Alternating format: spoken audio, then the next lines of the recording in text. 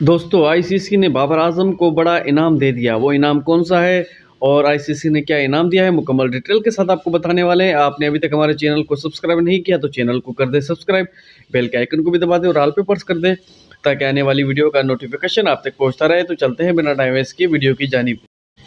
दोस्तों बाबर आजम पर तनकीद करने वालों को बिल्कुल मुंह तोड़ जवाब देने का ऐलान कर दिया है और बाबर आजम ने विराट कोहली, रोहित शर्मा और मैक्सवेल की और जॉन रूट के बड़े बड़े रिकॉर्ड तोड़ दिए हैं और वो आईसीसी टी20 वर्ल्ड कप और टेस्ट के कप्तान हैं और रहेंगे।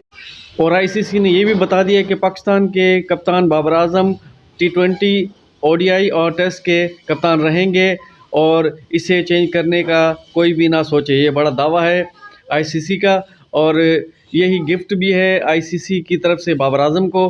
आज के बाद बाबर आजम रहेंगे टी20, ओडीआई और टेस्ट के कप्तान। दोस्तों ताज़ा अपडेट है आज की। वीडियो अच्छी लगे लाइक करें, शेयर करें, चैनल को जरूर सब्सक्राइब कर दें। मिलते हैं अगले वीडियो में। अपना ख्याल